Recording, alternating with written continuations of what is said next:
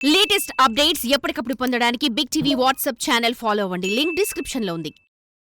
రాష్ట్రంలో అధికారంలో ఉన్నప్పటికీ ఆ నియోజకవర్గంలో మాత్రం పార్టీ పరిస్థితి ఆశాజనకంగా కనిపించడం లేదు. అసలే అంతంత మాత్రంగా ఉన్న చోట అసమ్మతి స్వరాలు వినిపిస్తుండటంతో కాంగ్రెస్ శ్రేణుల్లో తీవ్ర గందరగోళం కనిపిస్తోంది. ఇన్ఛార్జ్ మంత్రిని, జిల్లా పార్టీ పెద్దలను టార్గెట్ చేస్తూ డీసీసీ భవన్లోని అసంతృప్తుల సమావేశం జరగడం పొలిటికల్ సర్కిల్స్లో హాట్గా డిస్కషన్కు కారణమైంది. పార్టీ ఉనికి నామమాత్రంగా మారిన ఆ సెగ్మెంట్లో ఈ పరిస్థితికి కారణమేంటి? గత 4 దశాబ్దాల్లో అక్కడ కాంగ్రెస్ గెలిచింది ఒకే ఒక్కసారి. అలాంటి చోట గ్రూప్ వార్ వెనుక లెక్కలేంటి?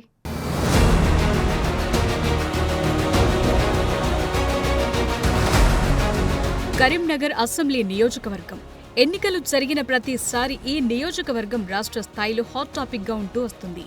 2023 ఎన్నికల్లో మాజీ మంత్రి గంగుల కమలాకర్, ప్రస్తుత కేంద్ర మంత్రి బండి సంజయ్లు తలపడటంతో ఆ సెగ్మెంట్ పొలిటికల్ క్రేజ్ మాత్రం పెరిగింది.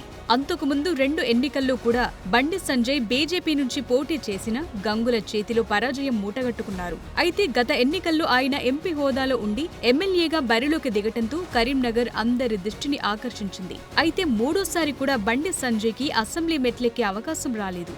అటువంటి చోట అధికార కాంగ్రెస్ పార్టీ పరిస్థితి అంతంత మాత్రమే. గత 3 ఎన్నికల్లో హస్తం పార్టీకి 3వ స్థానమే దక్కింది. అసలు టీడీపీ ఆవిర్భావం తరువాత 1983 నుంచి జరిగిన 10 ఎన్నికల్లో కరీంనగర్లో కాంగ్రెస్ గెలిచింది ఒక్కసారి అంటే అక్కడ ఆ పార్టీ పరిస్థితి అర్థం చేసుకోవచ్చు.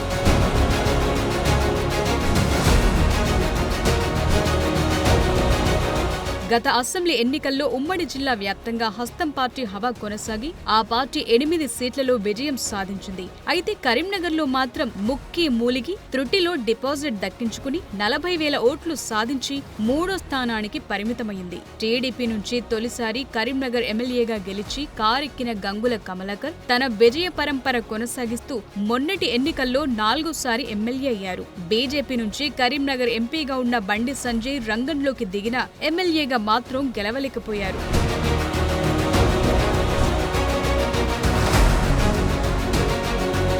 సరైన ప్రణాళిక లేకపోవటం, ఎన్నికల దగ్గరకొచ్చాక అభ్యర్థిని ప్రకటించడం వల్లే కాంగ్రెస్ కు ఆ పరిస్థితి వచ్చిందని అప్పట్లో ఆ పార్టీ నేతలే అభిప్రాయపడ్డారు. అయితే రాష్ట్రంలో పార్టీ అధికారంలోకి వచ్చిన తరువాతైనా కరీంనగర్లో పరిస్థితి చక్కబడుతుందని ఆశించిన కాంగ్రెస్ కార్యకర్తలు ఏడాది గడిచినా ఏమాత్రం మార్పు కనిపించడం లేదని వాపోతున్నారు. పార్టీ పుంజుకోవటం మాట అటుంచితే పుండు మీద కారం చల్లినట్టుగా పార్టీ నియోజకవర్గ ఇన్ఛార్జ్ పురుమల్ల శ్రీనివాస్ అసమ్మతి రాగం అందుకోవటంతో కాంగ్రెస్ క్యాడర్లో అయోమయం మొదలైందట.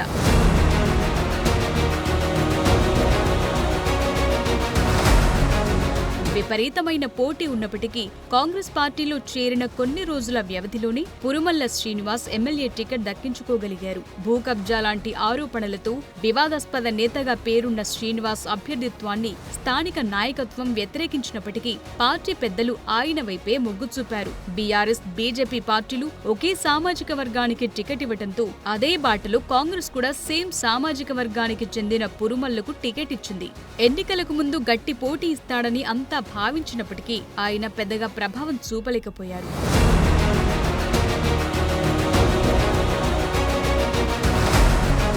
అంతకుముందు జరిగిన 2 అసెంబ్లీ ఎన్నికల్లో కాంగ్రెస్ పార్టీకి లభించిన ఓట్ల కంటే పురుమల్ల శ్రీనివాస్ కాస్త ఎక్కువ ఓట్లు సాధించారు తప్ప సొంత ఓట్లేమీ లేవనే అభిప్రాయం వ్యక్తమైంది. అధికారం వచ్చిన కొత్తలు పార్టీ పెద్దగా పట్టించుకోకపోవడంతో ఆయన సైలెంట్ గా ఉండిపోయారు. అయితే ఓడిన అభ్యర్థులే ఆయా నియోజకవర్గాల్లో ఇన్ఛార్జీలుగా ఉంటారని సీఎం రేవంత్ ప్రకటించడంతో మళ్లీ కాస్త యాక్టివ్ అయ్యారాయన. అప్పటి నుంచి నిన్న మొన్నటి వరకు అంతా బాగానే సాగింది.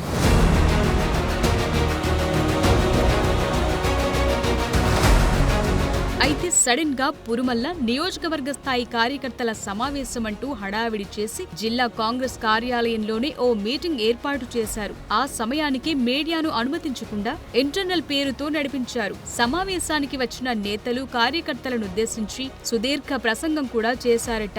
ఆ స్పీచ్ మొత్తం ఆత్మస్తుతి, పరనింద అన్నట్లుగా సాగిందంటున్నారు. జిల్లాకు ఇన్ఛార్జ్ మంత్రిగా ఉన్న ఉత్తమ్ కుమార్ రెడ్డిపై జిల్లాకు చెందిన ఓ మంత్రిని పరోక్షంగా ఉద్దేశిస్తూ ఘాటైన వ్యాఖ్యలు చేశారట.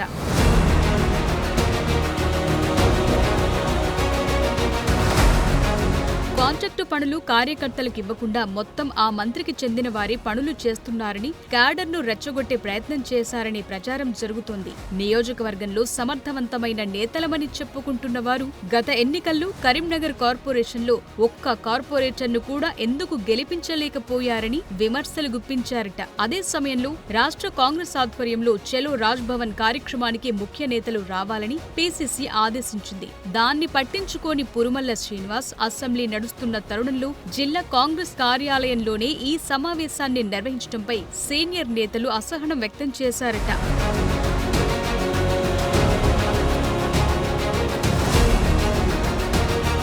డీసీసీ అధ్యక్షుడికి, నగర అధ్యక్షుడికి చెప్పకుండా సమావేశం ఎలా నిర్వహిస్తారు? పార్టీలోకొచ్చి ఏడాది కూడా కాకుండానే ఎవరిని అడగకుండా ఇలాంటి మీటింగ్లేంటని పార్టీ పెద్దలకు ఫిర్యాదులు చేశారట.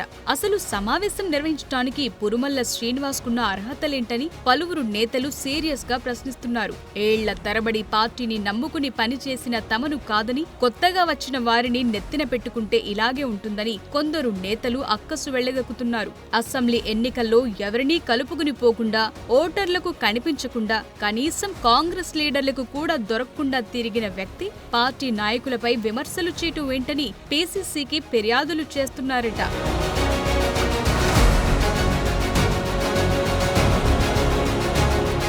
ఛత్తీస్గఢ్ సీఎం కరీంనగర్లో ఎన్నికల ప్రచారానికొస్తే కనీసం 1000 మందిని సమీకరించలేని పురుమల్ల పెద్ద నాయకులు రాకపోవటం వల్లే ఓడిపోయానని అంటుండడంపై విమర్శలు వెల్లువెత్తుతున్నాయి. రేవంత్ రెడ్డి తన నియోజకవర్గంలో ప్రచారానికి రాకపోవటాన్ని ఆయన ఎత్తి చూపటం క్యాడర్ ఆగ్రహానికి కారణమవుతోంది.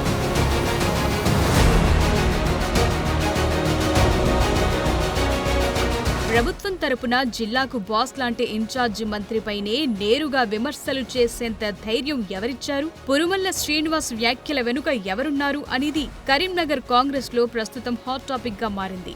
ఇది ఆరంభం మాత్రమే.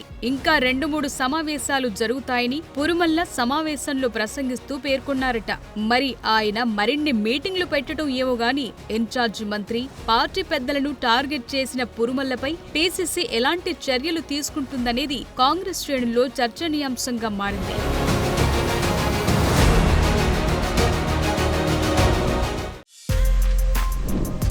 For more videos like this, subscribe Big TV channel.